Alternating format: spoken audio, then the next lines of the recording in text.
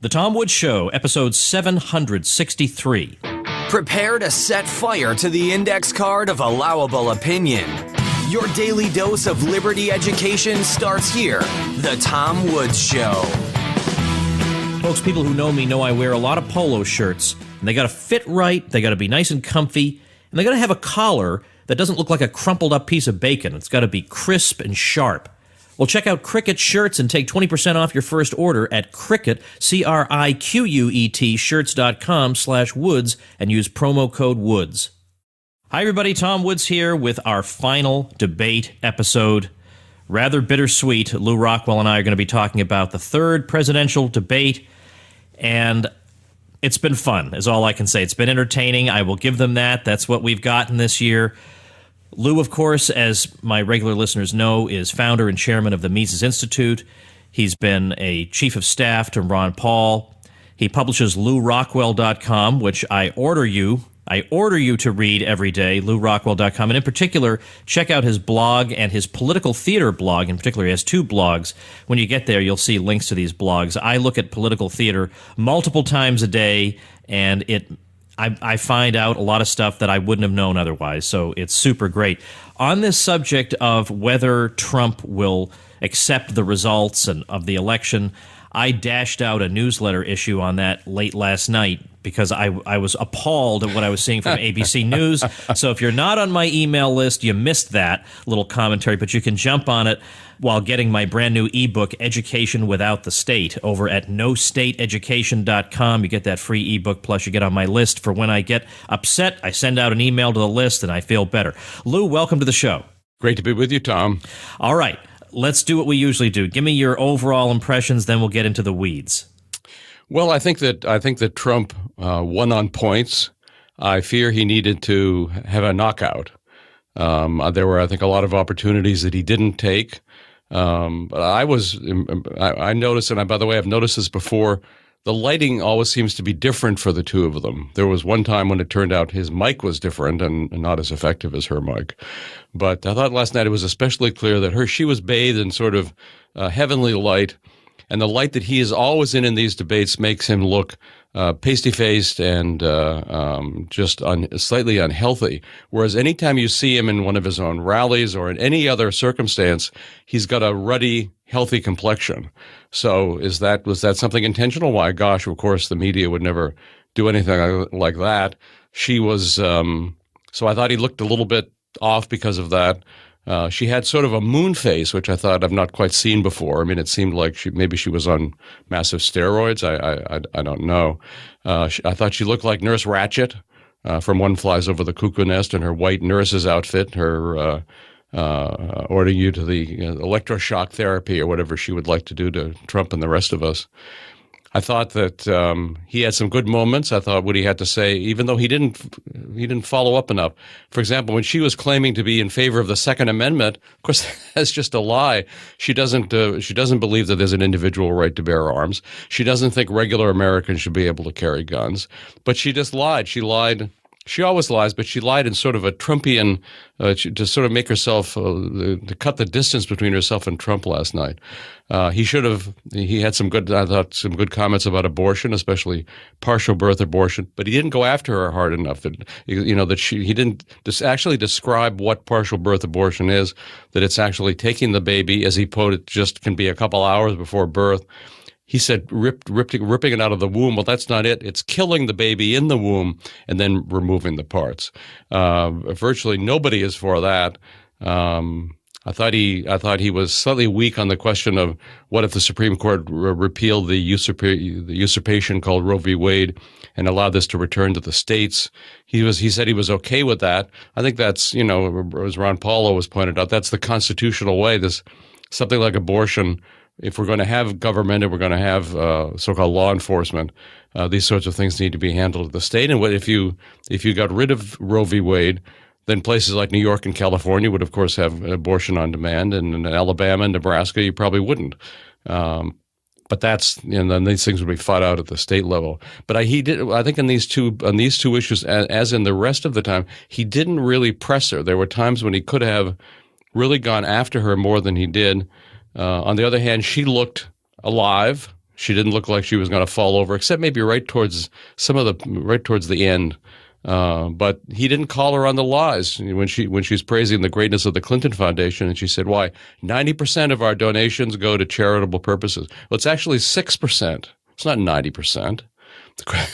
Unless you include her and Bill and Chelsea and so forth as part of the charitable programs. So Trump was right to say the Haitians can't stand the Clintons because of what they did in Haiti, but he didn't. He just time and time again he didn't follow through. I like the fact that he didn't agree to recognize her if she quote unquote won the election. Al Gore, by the way, didn't recognize the Bush election until quite a while after because of I think no question the election was stolen from him in Florida by the Republicans. He eventually recognized it. Richard Nixon is praised even by his enemies as having recognized the election of Kennedy, even though Kennedy stole the election, or the Kennedy campaign stole the election with the help of Mayor Daley in Chicago. I think everybody agrees to that now that Kennedy actually didn't win that election in 1960. So I wish, because Trump had to know this question was coming. My own suggestion to him, had I been in the room, would have been to say, well, of course I accept the election's results unless, of course, it's stolen. Yeah. Because, of course, I mean, rather than saying, well, he'll decide later, which I thought was a slightly weaker answer. But as you pointed out in your wonderful commentary last night, the entire media freaked out. It's almost as if they believe that in order for a candidate to win an election, the losing candidate has to concede. Of course, that's not true. You're supposed to salam the system. There are certain pieties that you're supposed to go by in the civil religion, and this is one of them. And the fact that I think it'd be wonderful if he loses, and my guess, unfortunately, he is going to lose. That he will be sort of a government in exile, and that he won't. And I think this is the Trump movement, no question. Which, just as the Goldwater movement was better than Goldwater, and the Taft movement was better than Taft, so was the Trump movement far better than Donald Trump. But certainly, the Trump people don't want him to accept her, and I think it'll be very good for the country if there's real opposition to her. By all the people who think she's a liar, rightly so, think she's an extreme leftist. She had all kinds of her crazy economic stuff, and Trump didn't seem quite on the ball. I mean, he kept referring to, so our GDP is 1%. Well, what he meant was, GDP growth was 1%. And then he didn't have, when Chris Wallace, who I thought was let her go on and blab and cut him off pretty handily. And I don't remember the name of the organization. Well, Mr. Trump, the wise men who look at the economy and the deficit organization says that such and such about you and such about Hillary. He should have just said, they're just a bunch of liberals. Why should I take their word about anything? Yeah. But of course, there's many times of that he could have come back.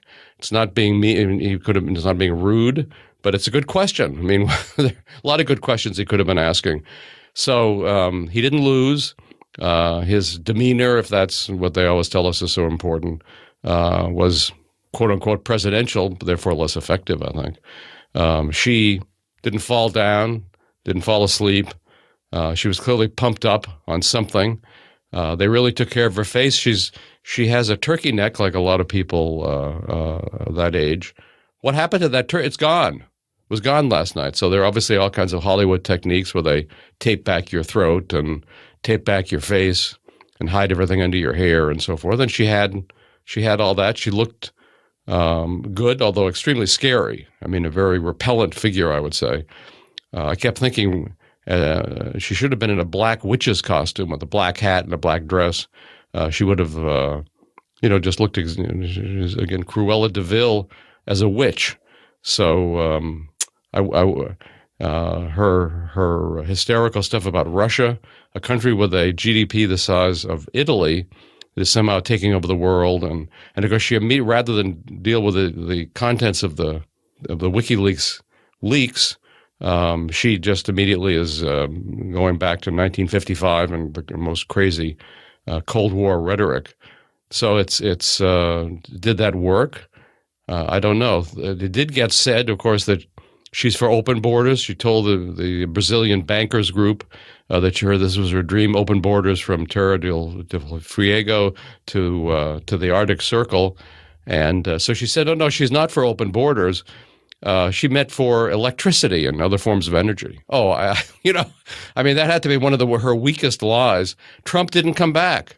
He didn't come back. There's countries share electricity right now. You don't need that. That doesn't need to be your dream about energy sharing.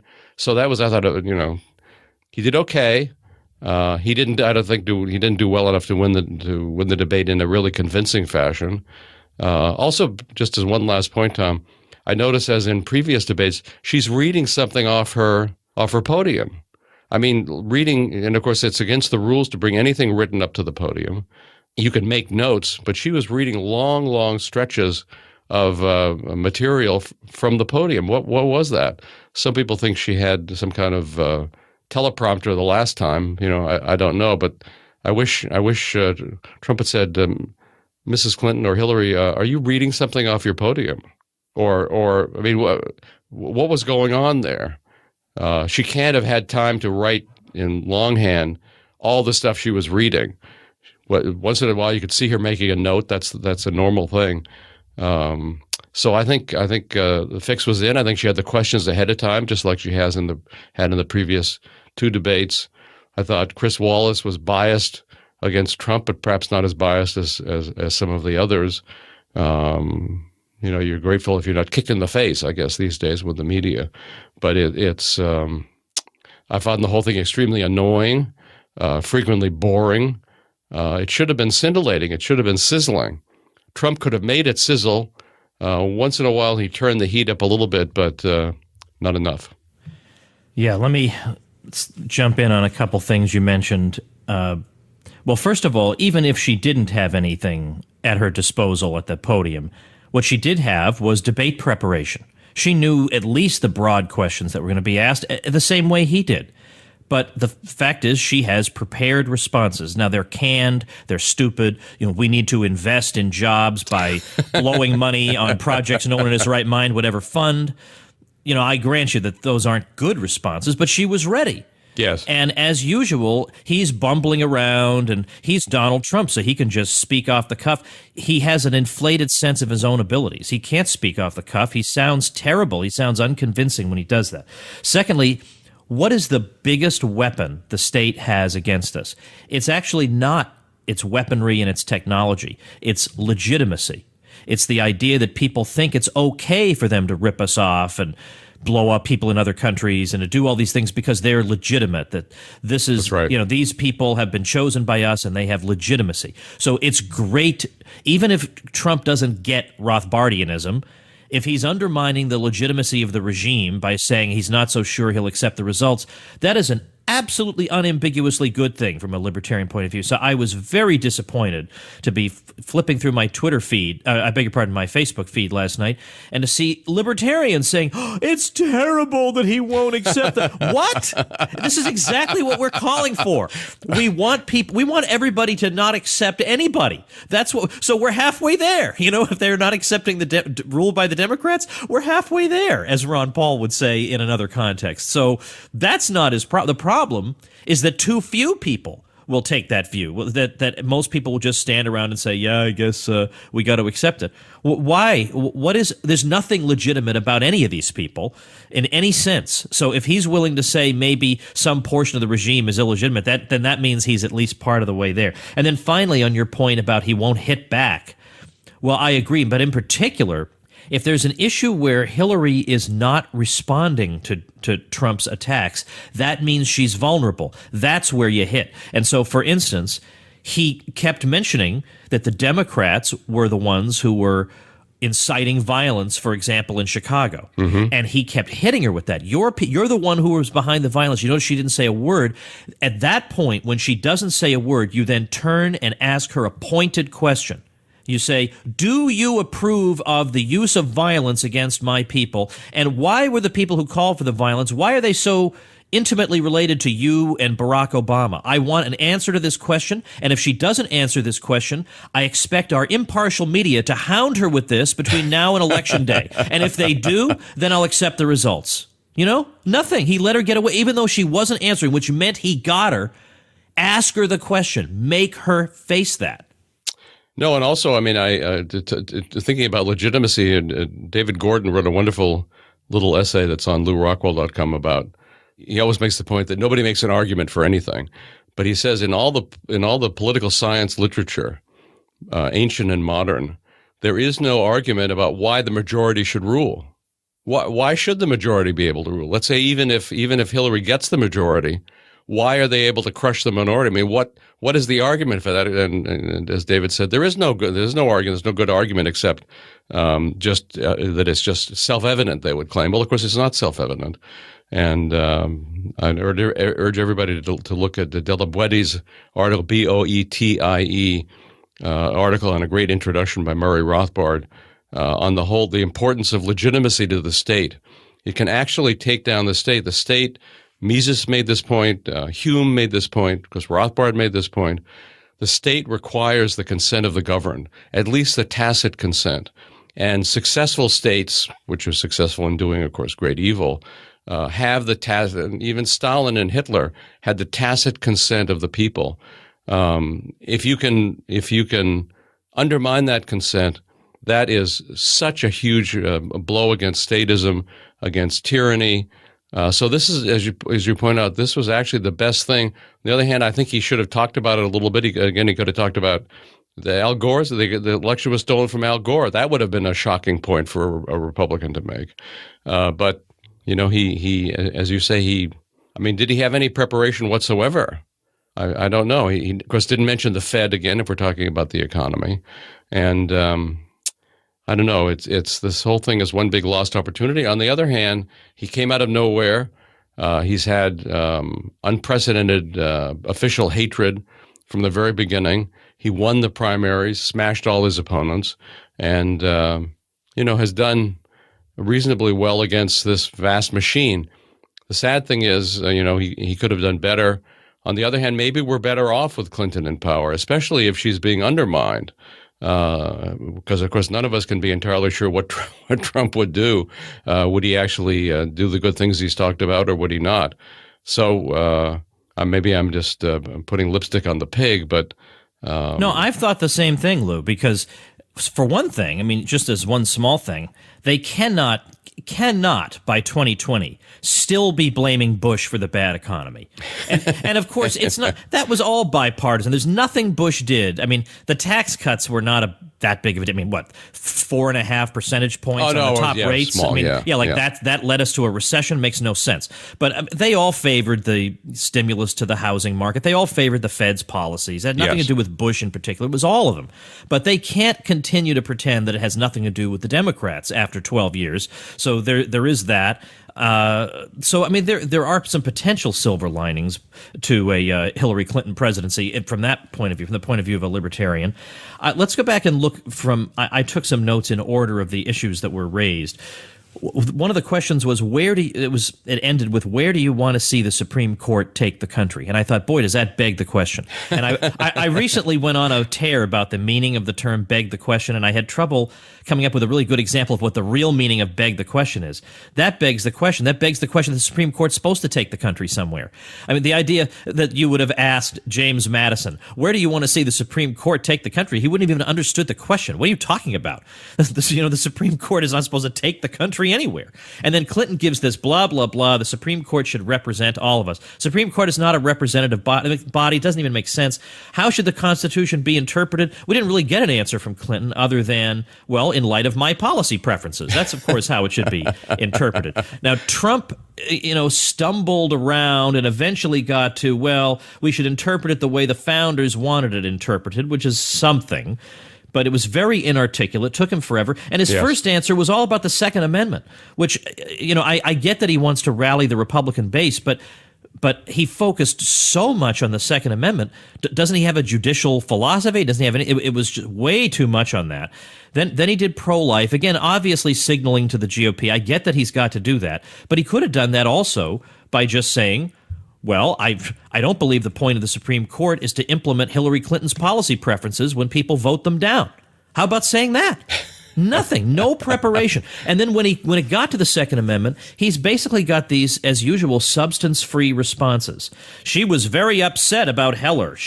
And so on and on. But why not have some statistics at your disposal? Like, he did have Chicago.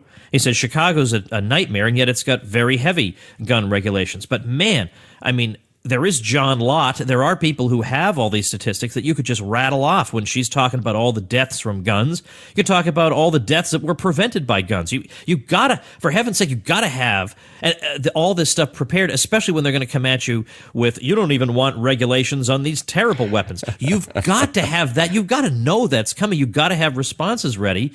And I felt like he didn't have them. No. And when Chris Wallace said, you don't want to do anything about assault weapons, and of course he could have said, look, assault weapon is just a name for a look of a gun. It's just a hunting rifle gussied up. An assault weapon is no more dangerous than just a regular deer hunting rifle. This is a myth of Hillary Clinton and similar people who want to outlaw gun ownership by regular Americans. They just want the government being the only one to have guns, and so that's. But you're right. I mean, I wondered if you were just how right you were the last time when you talked about his not being prepared. But boy, last night, Tom, showed your thesis exactly correct.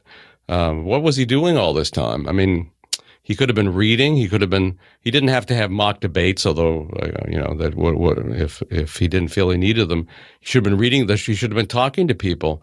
Yeah, and he could have had a briefing book, and it doesn't have to be 900 pages, but just missed opportunity after missed opportunity once he became the nominee.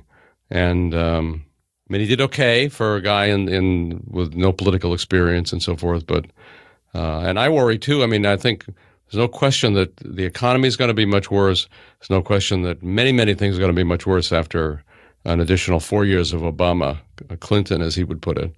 But I don't know. What about all the refugees? She's wanting to vastly up the number of refugees coming into this country and living off the fat of the land. By the way, when they come here, they get all sorts of welfare that, and I'm not for anybody getting welfare, but they get welfare that all sorts of the regular Americans can never be eligible for. And I just wish once in a while, when somebody says, we're a nation of immigrants, he says, we're actually a nation of people born here. Yes, there are immigrants, but it's about time that somebody put the American people first. We're going to put America first. We're going to put the American people first. I don't have any ill feeling towards foreigners, but you know what? They come second. Americans come first. If you get Hillary Clinton, she's going to have Syrian refugees first. She doesn't care about the people who were born in Minneapolis or New York City or Miami or in New Mexico or whatever. She doesn't. And she's I mean, all this crazed immigrationism, xenophilia, Sorosianism, whatever we want to call it, is in part about, and I think there are other more darker reasons too, but it's in part to make sure that no decent candidate can ever win a presidential election again. There are already going to be many of these illegal aliens voting in this election. This is why they are bringing them all in, at least one reason. This is what they hope to achieve. Who knows what this country is going to be like after 4 years? Maybe we're going to be like Germany or France. We're bringing in all kinds of people, giving them affirmative action and welfare and all kinds of special benefits and special privileges, and really also making them immune in many ways from the laws that the rest of us are forced to comply with. It's doing terrible demographic things to this country. People want to change the American people. This is what this whole open borders business is about. It's backed by all the oligarchs, whether it's people like Soros or Charles Koch, or they all have their reasons for doing this. I think very, very nasty, evil reasons. But this is, of course, should have been Trump's signature issue, sort of has been.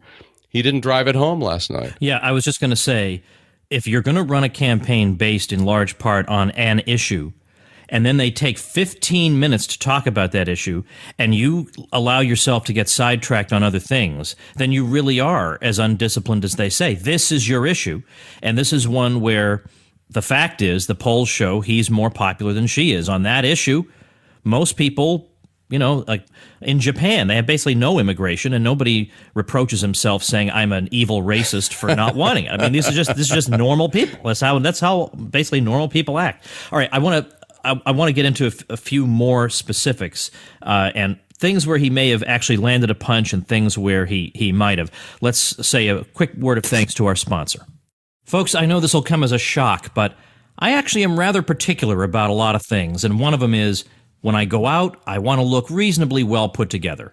When I'm wearing a polo shirt, I want it to look like the old style, like Arnold Palmer would have worn, or Jack Nicklaus. And that's what the cricket shirt is. They've created a mix of old school style and modern design. I love these shirts because they feel great. I almost want people to come touch them, but on the other hand, if you run into me, keep your mitts off my shirt. But the fit is right. They're not too baggy. They're not too skinny. But the key thing for me is the collar. That's what makes you look sharp. And usually the collar gets all scrunched up and it looks terrible, and you don't want that. You want to look well put together. So they've got removable collar stays in their collars. So I look like the master of the universe, and no one can quite put his finger on exactly why. That's how I like it. Well, get 20% off your first order at cricketshirts.com. That's CRIQUET shirts.com/Woods, and use promo code Woods at checkout. All right, I thought he did get a few things in. We can't continue to pay for the defense of country after country. Mm-hmm. And then she was saying, our allies are wonderful. And then he basically translated that. Yeah, that means you're going to let them continue to be freeloaders. That doesn't help to just say how wonderful they are all the time. It doesn't help. But then when the issue came to women, yeah, I know his handlers, even Trump's handlers, are probably telling him, you got to be really careful here.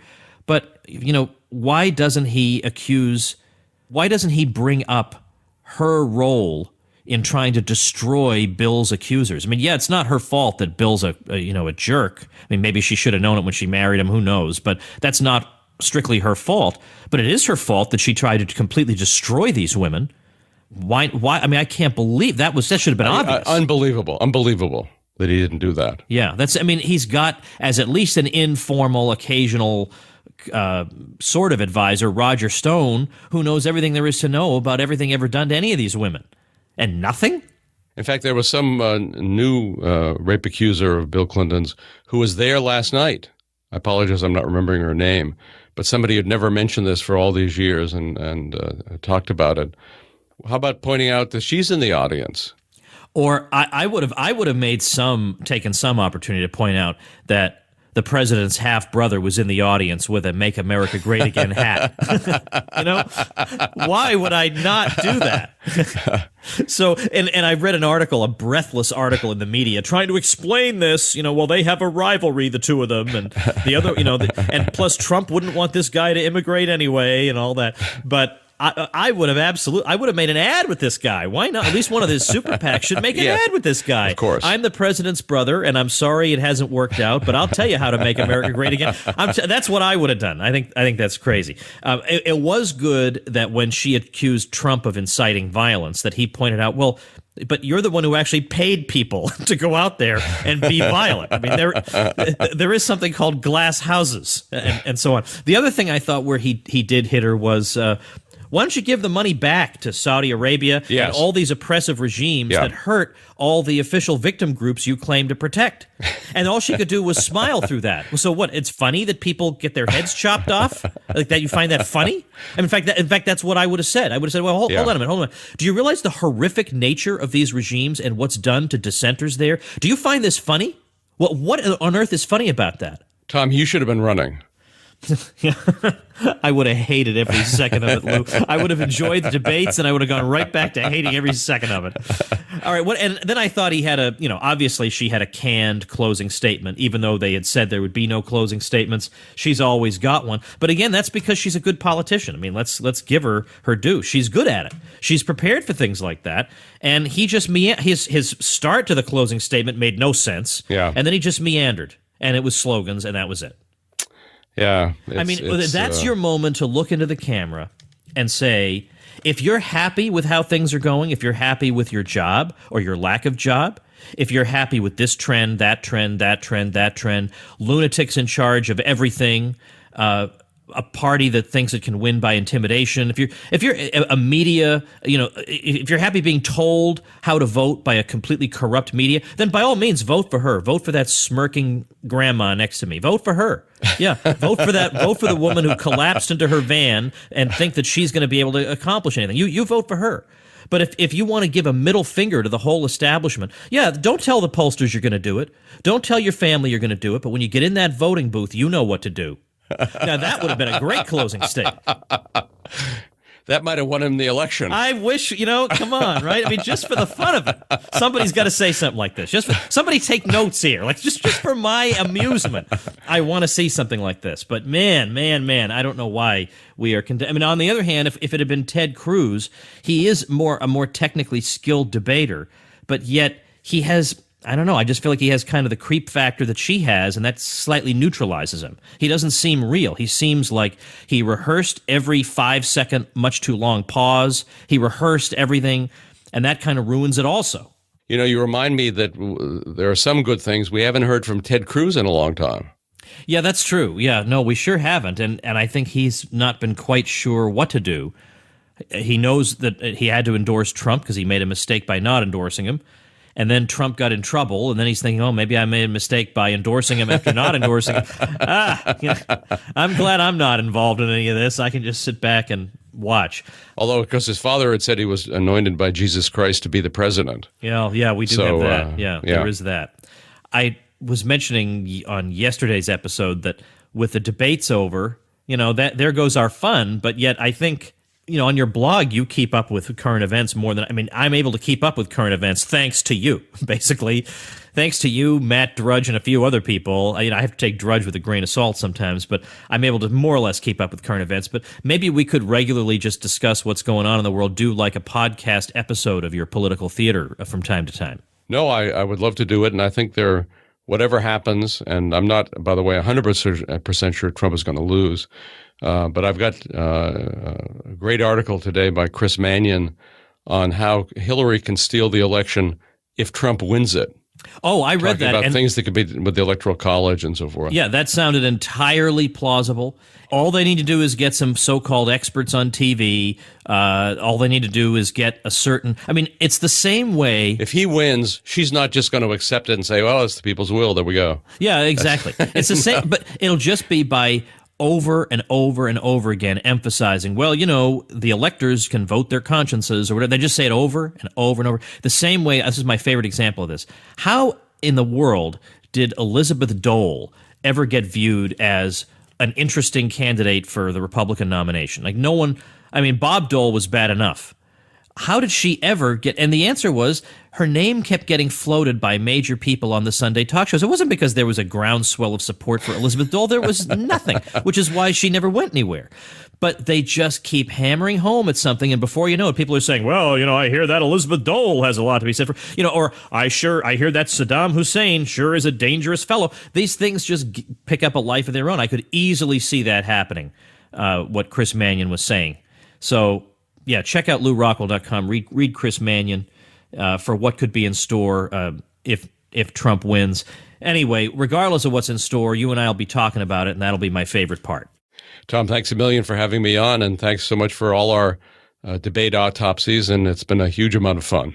I feel like there should be a YouTube montage, with sad music in the background, people crying, So we'll see what people can do with that. Thanks, Lou. Thank you, Tom. All right, I think there's something I need to tell you about a website I promoted the other day by one of my listeners, oh-cs.com. It's otherhandcomicstrips.com, and it's a libertarian webcomic. Well, telling you I didn't know until today that about a month ago, one of their comic strips ran something like this. It's two people talking, and one of them says, well, how do I persuade somebody to abandon socialism, or that socialism is wrong? And the other person says, I don't know, wait for the socialist state to collapse. And the other person says, well, is there anything faster? And then the other person says, get them to debate Tom Woods on Twitter. That's very sweet. I appreciate that. But on the other hand, don't encourage me. I need to be spending less time on Twitter. I get drawn into these arguments, and they take up a lot of time, although I sometimes find them to be good fodder for emails and articles. So that is at least something. So I wanted you to know there is actually a funny strip that actually involves me. on that site, so I want to mention that. Also, brand new blog by a listener, and this one I really love. The writing level, the quality of it is top-notch, and as you know, I don't say that very freely. The site is appliedcynicism.com. Yes, that is an excellent name, appliedcynicism.com. And on the About page, one of the paragraphs reads as follows: in a world built on manipulation and deception, cynicism is vital. Cynicism is an agent of accountability, the first and last line of defense. Cynicism lays bare the lies, obfuscations, and bureaucratic entanglements that exist to divert your attention from the true motives of those who lust for power. And here, cynicism is applied directly to the forehead of the overclass with a sledgehammer. So, all kinds of topics covered. If you're a libertarian, you're going to love this blog. So check out appliedcynicism.com. I'll link to it as the listener website mentioned at tomwoods.com/763. A shout out like this, plus a link from my site, which Google loves, which will help your search engine optimization, plus some tutorials, plus membership in my private self-help or mutual help bloggers group. All that is yours if you check out tomwoods.com/publicity. and get your hosting through my link. All right, tomorrow we're talking gambling on the show with a professional poker player who is also a libertarian, and he tells me this is actually a very rare thing. So looking forward to that. See you then. Become a smarter libertarian in just 30 minutes a day. Visit tomwoods.com to subscribe to the show for free, and we'll see you next time.